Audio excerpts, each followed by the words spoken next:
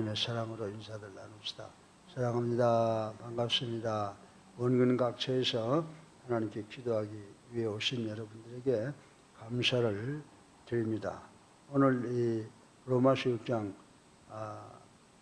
4절부터 11절까지 봉독을 했는데, 여기에서는 침례를 이야기하면서 그 침례의 의미가 뭐냐라고 하는 것을 가르쳐주고 있습니다. 침례를 받음으로써 우리 인간들이 예수 믿고 구원받아서 예수 그리스도와 연합된 삶을 살게 된다라고 하는 말씀이라고 하는 것입니다. 제가 유교사변 때에 대구로 피란 가서 살던 곳이 그 공군본부 바로 옆인데, 그 옆에 제가 어릴 때 봐서 그런지 모르지만 엄청나게 큰 연못이 하나 있었어요.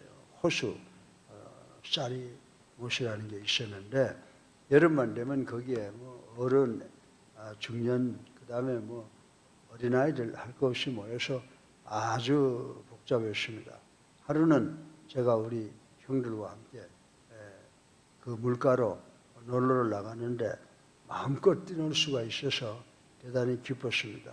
그런데 한 가지 몹시 부러운 일이 있었던 것은, 나보다 나이가 더 많고 더 큰 우리 선배들은 수영을 전부 하는데, 저는 어릴 적에 수영을 못하기 때문에 물이 상당히 무거웠습니다. 그래서 그 수영하고 물가에 들어가서 노는 사람들을 부러운 눈초리로 물끄러미 바라보고 있었는데, 한쪽에 보니까 어떤 아버지가 아들을 등에 업고 유유히 물에 수영을 하는 것을 저는 보았습니다. 겁이 많았던 나는 그 모습을 보니까 겁이 나더라고요. 그래서 내가 물속에 있지도 않는데 정말 그 아버지의 등에서 떨어지지 않으려고 하는 생각으로 안간힘을 썼던 그런 기억이 있습니다. 그런데 이게 웬일입니까? 그 아버지는 그 어린 아들을 등에 태우고 유유히 물살을 헤쳐나가면서 즐기는 것을 본 적이 있습니다. 그때 저는 그 부자를 보고 두려움은 사라지고, 마치 정말 저 아버지와 아들은 하나가 되었구나 라고 하는 것을 느꼈는데, 지금도 그 모습이 잊혀지지 않는 하나의 추억으로 남아 있습니다.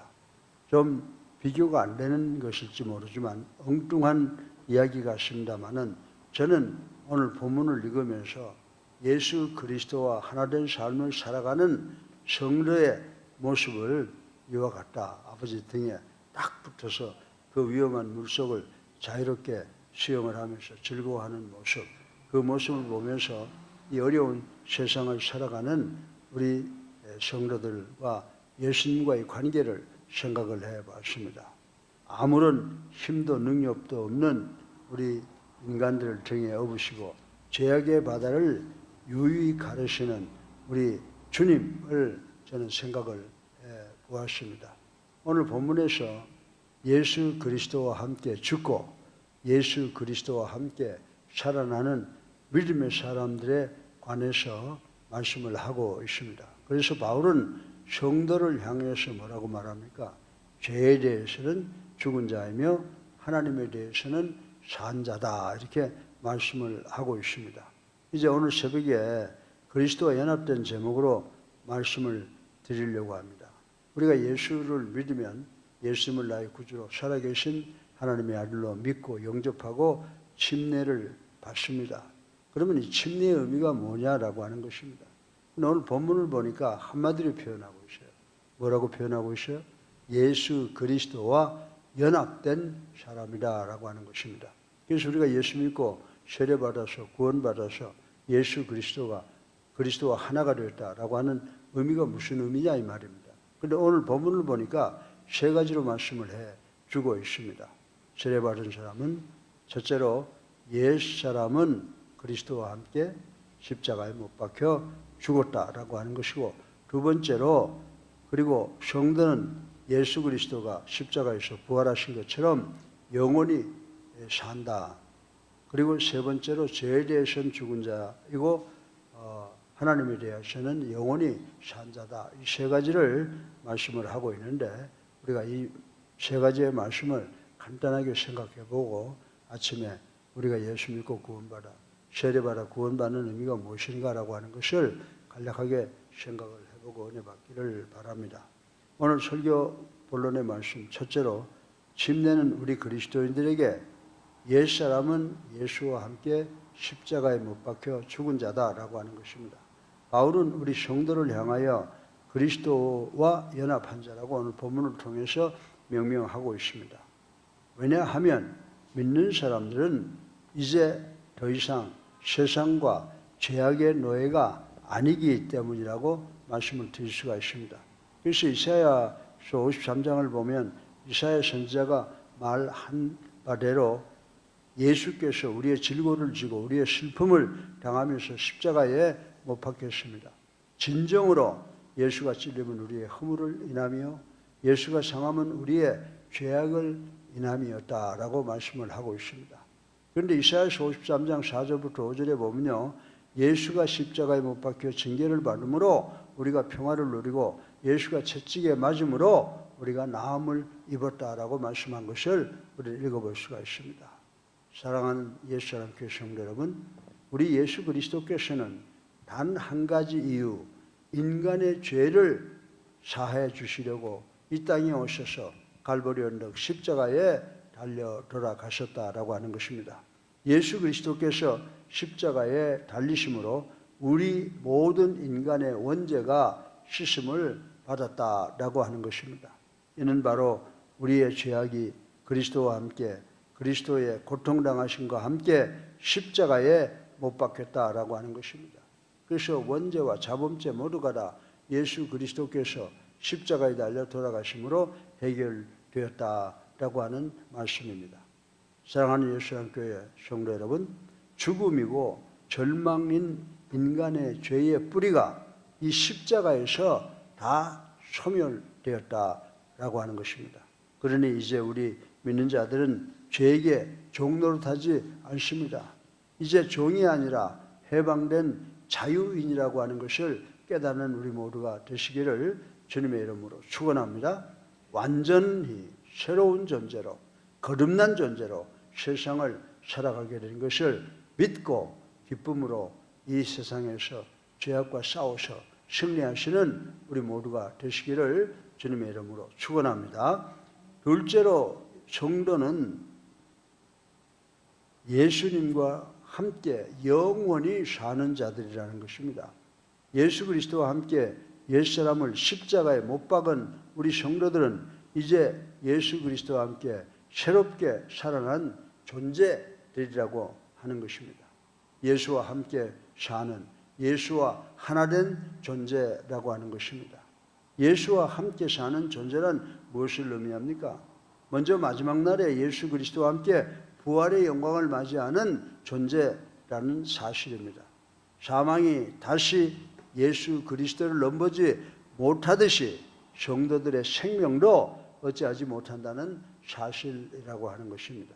왜냐하면 우리 성도들의 모든 것은 예수 그리스도께서 보장하시고 예수 그리스도는 사망의 세력을 완전히 제압하시고 물리치셨기 때문이라고 말씀을 드릴 수가 있습니다. 그리고 예수 그리스도와 함께 살아간다는 것은 지금부터 영원까지 모든 가정 속에서 예수님과 함께 살아가는 삶을 산다고 하는 의미라고 말씀을 드릴 수가 있습니다. 그리스도의 보혈의 공로로 새 생명 얻은 우리 성도들은 그 순간부터 영화로운 존재로 완전히 성화하는 날까지 예수 그리스도와 함께 성화의 길을 걸어가는 것이라고 말씀을 드릴 수가 있습니다. 바꿔서 말하면 항상 현재적 존재에서 성화의 과정으로서의 삶을 살아간다라고 하는 것입니다. 따라서 이 말씀은 종말론적 의미와 함께 오늘의 실제적인 상황에서 하나님으로 살아가는 과정적인 의미도 포함되어 있다라고 하는 것을 우리는 인식해야 됩니다. 이것은 오늘날의 현실적인 모습으로 존재하는 교회와 성도가 가장 중요하게 생각하고 이 땅의 역사 속에서 구체적으로 실천해야 될 내용이라고 말씀을 드리고 있는 것입니다. 어떤 면에서 본다면 오늘의 한국교회는 예수님과 함께 산다는 것의 종말론적 의미는 지나치게 강조하는 반면에 존재적 과정, 현재 삶의 의미를, 현실의 삶의 의미를 등한시하는 경향이 많이 있다라고 하는 것입니다. 그러나 분명히 본문의 말씀은 이 둘 다 강조합니다. 우리 그리스도인들은 종말론적 삶, 그리고 현실도 무시하지 못하고 현실도 살아가야 되는데 주님 꼭 붙잡고 살아나가야 된다는 말씀인 줄로 믿으시기를 주님의 이름으로 축원합니다. 셋째로 마지막으로 죄에 대해서는 죽은 자라고 했고 하나님께 대해서는 산 자라고 하는 말씀을 생각을 해보겠습니다. 성도는 살아있는 존재입니다. 성도는 생명의 존재입니다. 바꿔서 말씀드리면 성도는 이 세상에서 생명을 소유한 살아있는 존재로 이 세상 속에서 살아가야 함을 의미하는 것이라고 말씀을 드릴 수가 있습니다. 우리 믿는 자들이 죄악된 세상에서 생명의 존재로 살아간다는 것은 우선 죄의 세력과 무관하게 혹은 죄악의 세력과 싸우며 투쟁하며 살아가는 것을 의미한다라고 하는 것입니다. 왜 그렇습니까? 우리 주 예수 그리스도께서 죄의 권세를 꺾으셨기 때문인 줄로 믿으시기 바랍니다. 또한 그것은 이제 세상의 모든 삶의 방향이 하나님만을 위하여 하나님만을 향하여 나아가야 함을 의미하는 것이라고 말씀을 드릴 수가 있습니다. 사랑하는 성도 여러분, 우리의 옛사람은 어떻게 됐어요?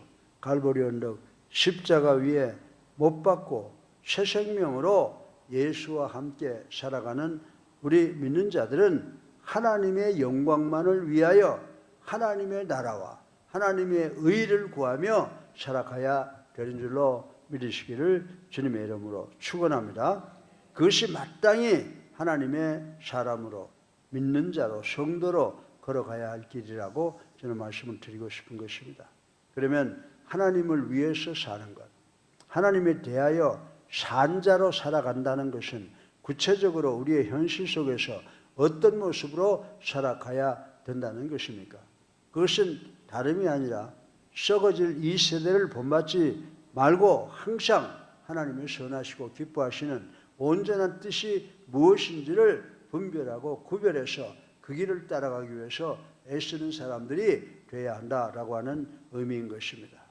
로마서 12장 1절부터 2절을 보면 늘 자신을 거룩한 산 제사의 산 제물로 하나님 앞에 드리며 사는 삶을 의미하는 것인 줄로 믿으시기를 주님의 이름으로 축원합니다. 사단의 세력은 우리의 의식과 양심을 마비시키면서 하나님의 뜻을 찾지 못하도록 우리를 계속해서 미혹하게 한다는 것을 우리는 기억을 해야 됩니다. 이런 세상에서 어떻게 우리 믿는 자들이, 우리 성도들이 바람직한 성도의 삶을 살아갈 수 있느냐라고 하는 것도 퀘션이라고 말씀드릴 수가 있습니다. 그 해답은 항상 깨어서 매사에 하나님의 뜻을 찾는 구체적인 노력이 필요한 것인 줄로 믿으시기 바랍니다. 사랑하는 예수 함께 성도 여러분, 오늘 우리는 그리스도와 연합된 성도에 대해서 짧게 살펴보았습니다.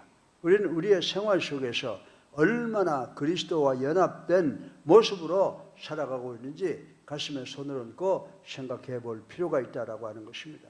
근본적으로 우리 믿는 자들은 그리스도와 연합된 존재이지만 그 실질적인 내용이 그의 삶 속에 나타나지 않는다면 아무런 소용이 없는 것이라고 말씀을 드릴 수가 있습니다.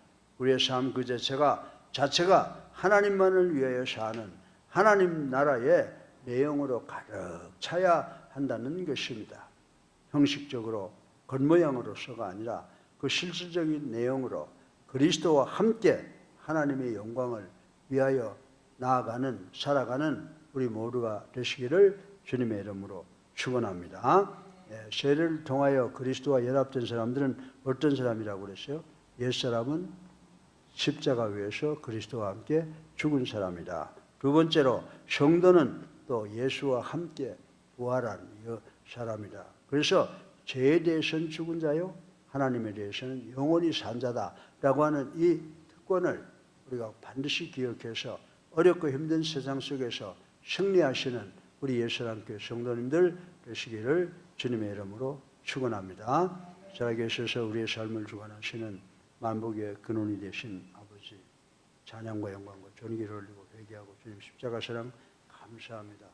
오늘 참으로 이 짧은 시간을 통해서 그리스도와 연합된 성도의 모습을 생각해 보았습니다. 우리 옛사람은 예수 믿기 전의 삶은 그리스도와 함께 십자가에 못 박아 죽었습니다.